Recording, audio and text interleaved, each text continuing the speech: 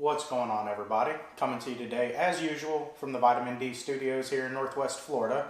And today I'm going to be doing a review on the sleeping pad that I used for the entire time that I was on the Appalachian Trail. As many of you know, was more than 6 months. It is the Therm-a-Rest NeoAir XLite. And it was a awesome sleeping pad. I really liked it. This is actually the large size. And most of what you're going to see out there, especially on the AT, because everybody's so concerned with weight, is the regular size. I got to be honest, I had no intention of buying the large size, but I ended up buying the large size. The reason for that is, well, I'll take you back. I guess it was probably October of 2016, Asheville, North Carolina, beautiful place.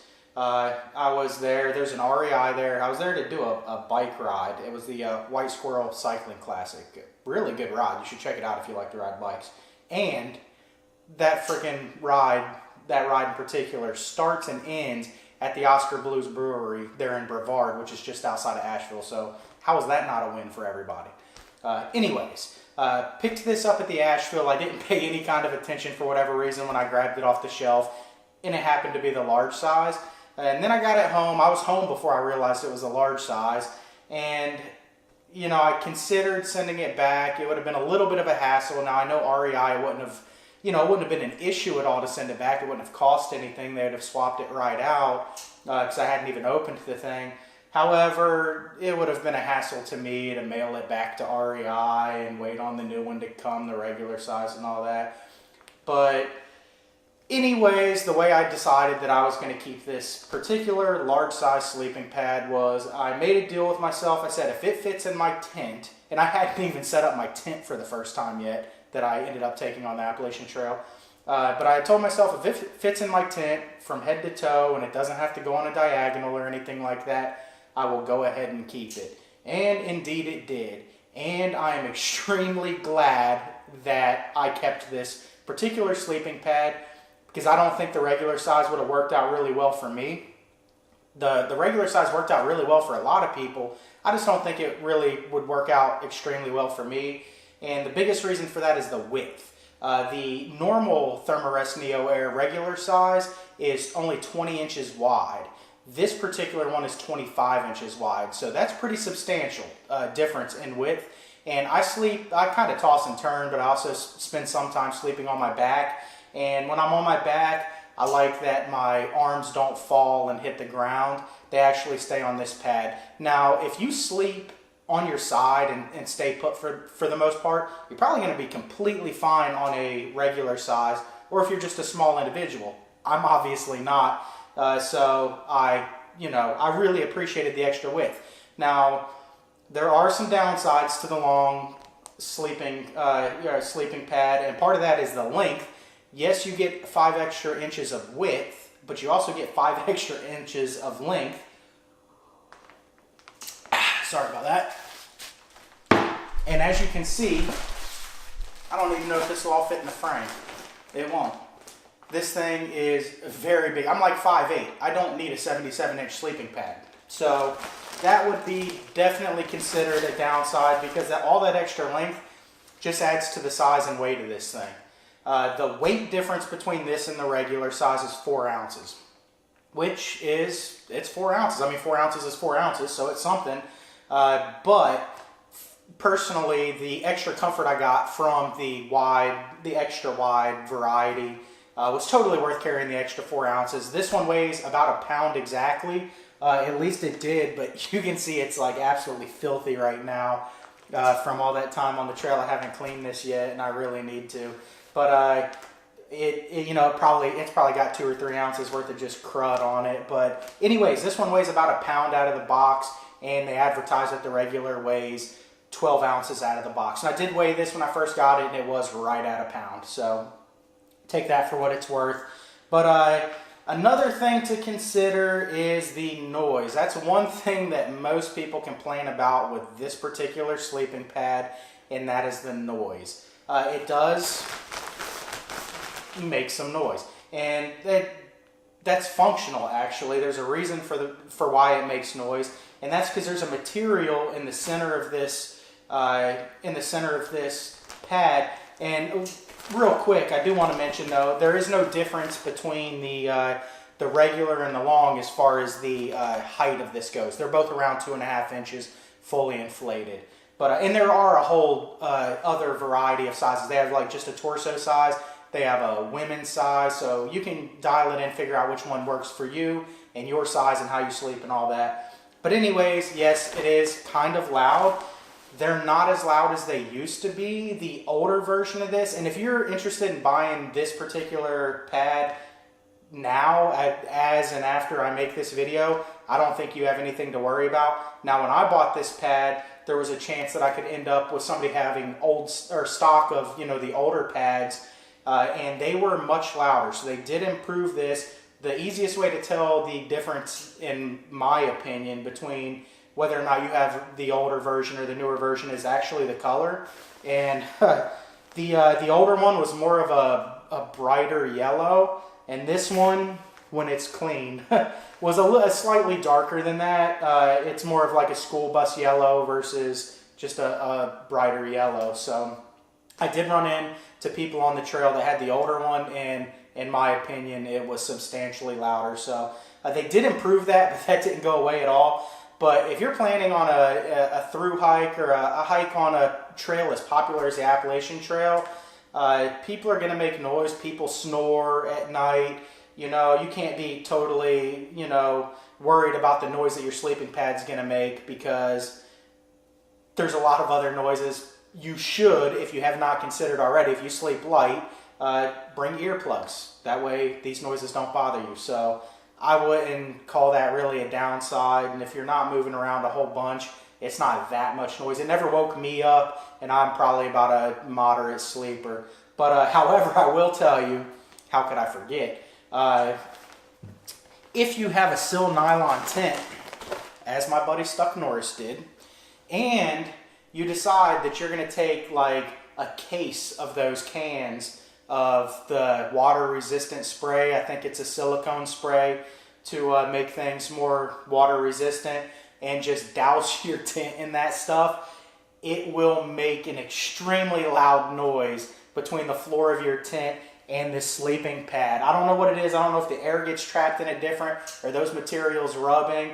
I remember one morning, my tent wasn't even super close to his, but his was making so much noise that I thought that he was like trying to be obnoxious. And I was trying to like duplicate it in my tent, and I couldn't. And we ended up figuring out that's probably what it was, because other people with his tent that hadn't done that didn't have that exact same issue. So, you know, that's something to consider. That's, you know, kind of irrelevant, but a funny story. It doesn't change the functionality at all, but it does, you know, it does make for a funny story. Anyways, getting back to the reason why it's so noisy is there is a material in the center of this thing that is designed to reflect your body heat back up towards you, and I'd imagine it also helps, you know, keep any kind of, you know, cold air from breaching through this thing. But the air, I'm sure, helps with that as well, just like your sleeping bag, same principle. But that's something to take into consideration. All sleeping pads, anything that's worth buying, is going to have an R value, and that helps you kind of line one against the other as far as telling how much insulation from the ground you're going to get. And trust me, the insulation from the ground is very important, because the ground gets cold. And when the ground gets cold, you get cold. And it doesn't matter what kind of sleeping bag you have, whether it's fully goose down, whether it's synthetic, well, I don't care what it's made out of, unless it's actually like a space blanket. It is not going to insulate you at all on your back where you lay on it. And that's why the sleeping bag I have, Z-Pac's designed it to zip on the back, and I never even really zipped it. If you saw my video on my sleeping bag, you know that. But that's because, you know, for them, they didn't have to go to the extra extent of putting in a draft tube or anything like that. But you're not getting any kind of insulating properties anyway on your back, because you've compressed that down. And that's the reason that people that sleep in hammocks use under quilts, and that's because it can stay lofted under their hammock. They don't lay on those, they hang them under their hammock, and that's what insulates them. Just like, you know, the air in your sleeping bag. It's a pretty simple concept. So you don't have to have air to get an R value. with your pad, you can have something like they do make an accordion style. They call it the Z-Rest, I believe. And that was somewhat popular on the trail, but it does have, you'll notice on that particular pad, it's got like a silver coating on one side and then yellow on the other, but the silver coating is designed to reflect that heat, reflect your body heat back up towards you. So that's something to pay attention to. Doesn't matter what your sleeping bag is, you need something to protect you from the ground on cold nights. And to be completely honest with you, I had a 20-degree sleeping bag, which worked extremely well. However, on below 20-degree nights, my back stayed warmer than, the front of me if I was laying on my back on this pad. It did a better job of insulating me from the cold ground than the bag did insulating me from the cold air. So take that for what it's worth. This thing works really well. It is 3.2, like I said, is the R value, which is considered 3 season. I wouldn't take this thing on an Arctic expedition or anything, but you can get down to some pretty low temperatures and still be comfortable on this pad. Therm-a-Rest does make, I think it's the, I don't know, Therm is in the name, but it's got a higher R value. If you're looking at 4 season backpacking, I would look into that. But I would say this, I will tell you, this kept me comfortable down to in the single digits. So sub-zero temperatures, I can't tell you. I never had that situation. But down into the single digits, this was plenty sufficient for me. Never felt like I needed another sleeping mat. Another thing I want to mention is the quality of this thing. I was really nervous when I took this out of the the package that it came in. It just felt kind of cheap. And you'll probably have the same experience. You'll say, man, I just spent, this long one's $200. So that's something to consider too. It's very expensive for what it is. However, if you're going to use it for a long period of time, I totally think it's worth it. But getting back to how it felt coming out of the package, I felt like there's no way. I'm a big dude. I mean, that goes without saying. I was thinking there's no way this thing is going to support me and have any kind of longevity whatsoever. But I had bought it. It comes with a patch kit, so if you do happen to get a hole in it, you can patch it up. But it's a little bit of a pain when you're out on the trail. If you're between towns, you don't have a bathtub to soak this thing in. You're going to have to find a water source that's deep enough, whether it's a river, stream, lake, whatever, really like a pooling spring.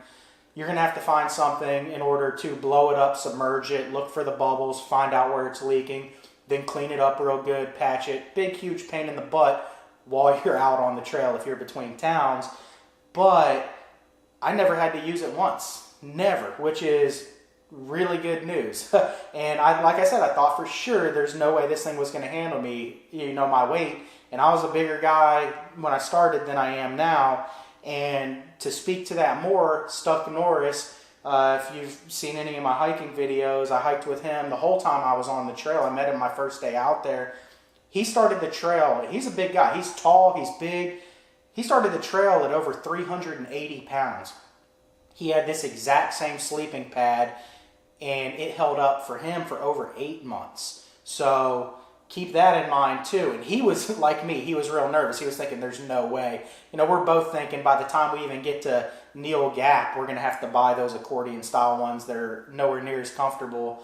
But they held up, both of them. So I'm not saying they all will. Actually, Redbeard, you're probably familiar with his channel. He did a video. He had sort of a spectacular failure of one of these. He's a much smaller guy than myself or Stuck Norris. I don't know if that was a manufacturer's defect or what, because he mentioned how old it was, and it wasn't a very old pad. So I don't think he had a whole bunch of use on it. So I don't know. I mean, nothing's perfect, but I can tell you what my experience was, and that was my experience. It actually held up. It worked well. I was really pleasantly surprised. So I gotta say, there are the downsides. There are some downsides to this. One, I mentioned the cost. $200 for the long one. I believe it's like $160 for the regular size. I'll put a link to this in the description of the video so you can check it out, and you can kind of see how everybody else feels about them. But the the cost, that's a lot, $200. However, after experiencing this pad, I would spend that money again. At this point, I got so much out of it that it was totally worth it. I slept extremely well, and I cannot emphasize enough how important that is. You're hiking all day, every day. It's incredibly important to find a comfortable sleep system, and this is a big part of your sleep system. So, I could have gone with one of those accordion style Z-Rests, which are pretty much a proven product. However, I would have definitely sacrificed some comfort because I do like sort of a softer sleep. And all you have to do to get that out of this, I would always inflate it the entire way and then just let a little bit of air out of it. I'd lay on it and then just open the valve a little bit and let it deflate a tiny little bit. And that kind of gave me a little more of a soft feel. Whereas with the closed cell foam that you're going to get in the Z-Rest, you're dealing with a very firm sleeping pad. Now, another thing that I really liked about having an inflatable over something that's just closed cell foam is it afforded me a lot more, a lot more opportunity to set my tent up in, not so awesome places to where I could get sort of a somewhat flat ground, but yeah, there may be like a little bit of a root coming over. That, the small stuff, a little bit of a little root or a little rock never really bothered me. Yes, a large root or a large rock will certainly bother you, but the little stuff, I was able to set this thing up in some pretty sketchy places, and it really afforded me, a little bit more of a, a cushion that, if I would have just had that flat closed cell foam pad, I would have certainly felt the rocks and roots and all that kind of stuff. So that is definitely something to keep in mind. But anyways, this, pretty much all of my videos are going to be my review of how things performed on the Appalachian Trail for me on a long distance hike. So I'll go ahead and go farther than that and tell you that this was in the Appalachian Trail through hiking community by a long shot the most popular sleeping pad that anybody carried. Now, I saw far more of the closed cell foam pads earlier in the trail, and it's obvious when somebody has a closed cell foam pad, nobody carries those in their bag. I mean, maybe somebody does, but 9.5 times out of 10, they're on the exterior of the bag because they are more bulky. However, as time went on the trail and I got farther north, I saw less and less people with closed cell foam pads, not because they were dropping off, but because they were upgrading to something a little more comfortable. People started to take their comfort while sleeping a lot more seriously as they went. It's easy to, when you're putting your gear together, I know this stuff is expensive and it's overwhelming, and it's easy to say, oh, right there, you can probably, if you, between this one and the closed cell foam version that Therm-a-Rest makes, you could probably save $160, $170. That is substantial. And I totally get why people do it. And some people do sleep really great on closed cell foam, but I would say the vast majority of people are really going to prefer this over that. So if you have the means, I really recommend getting it, but I wouldn't curb your through hike on account of not having, this exact sleeping pad. And I'm not telling you this is the only sleeping pad to have. This is the only inflatable sleeping pad I've ever used. So I'm not the guy to tell you that this is the only one to have. But I can tell you it works really well. I was really happy with it. And the vast majority of the people on the AT carried, the through hikers on the Appalachian Trail, carried this exact Therm-a-Rest NeoAir. Most of them the regular size. Most of them were smaller people than me. But the vast majority carried it. You saw it constantly in shelters and, all of that. But it's a really good sleeping pad. Good and durable. I mean, I wouldn't take it, I wouldn't use it as a sled going down a hill in the winter. I wouldn't let somebody pull me behind it on a ski boat, but it's perfectly good to sleep on in the woods. So there's one other thing, and check this out. I'm going to get through this on one beer. That's my goal, get through this on one beer. Sorry about that.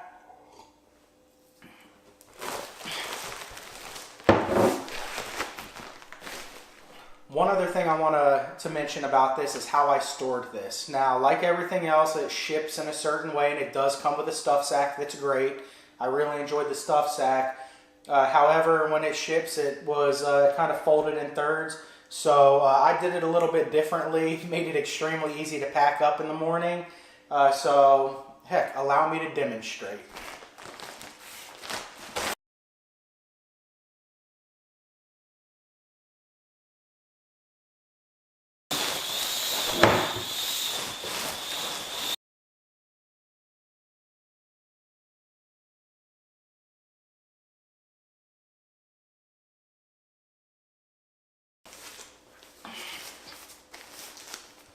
Alright, now I've got this thing rolled up the way that I would roll it up when, I broke down the tent.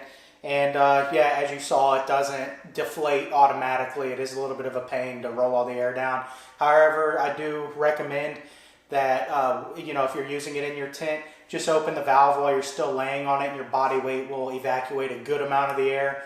And then you can just roll it up to get the rest of it out the valve. And I did mention a minute ago and got sidetracked that there was two things that were sort of downsides to this bag, or this mat, I'm sorry. And one of them I was saying is the cost. It is expensive.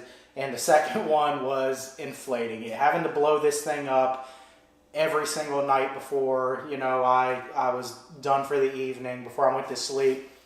I mean, it was a labor of love. It was totally worth it because I loved this sleeping mat. And to be honest with you, I loved it so much that after I got off the trail, for probably even today, even now would still sleep better on this sleeping pad than I can in just about any bed. And I would have never thought before I went on the trail that I would say that because I like a good bed, but I just got really used to it and I really like it. But that would be the other downside, is having to inflate it with your mouth. Now they do make this little battery operated deal that you can buy. I'll put a link to it. If I can find one on Amazon, I'll put a link to it in the description too. I considered getting one when I was on the trail because I hated inflating it that much, by mouth. But, it is a little bit of weight. I did hear that the battery life is really good on that thing. And it fills it up most of the way, and you just put a couple of breaths in it and you're good to go. But they're I think it was like $40 and it was more weight. So I just said, whatever, I'll just blow this thing up, and that's what I continued to do. So that's what I did. But anyways, normally, when this thing ships, it was completely, if you had this thing completely rolled back out and flat, you would fold it over into thirds. I simply folded it in half. After I rolled it down, I folded it in half, let the rest of the air out, close the valve, and this is the stuff sack that it came with. It fits perfectly fine in this stuff sack, even just folded in half. You don't have to fold it in thirds. And as you can see, it's pretty easy to get in here. And you're going to be sitting in your tent doing this. It's no big deal at all. But it fits really good in this stuff sack. So that's really cool that they included that. Alright. Packs down really small. I really liked that too. This packs down a lot smaller than those closed cell foam pads, so that's something to keep in mind. But anyways, enough with the boring stuff. What kind of beer am I drinking? I actually have the can. Tonight's choice is Cigar City's Invasion Pale Ale. A friend left it over here and it's really good. Cigar City Brewing is a great brewery out of Tampa, Florida. If you like High-Ally, that's made by Cigar City too. You'll really like this one, so check it out. But anyways, that wraps up the video. Thanks for watching. If you have any questions or comments, leave them below. I'll get back to them, and it's been fun. I'll see you in the next video. Roll credits.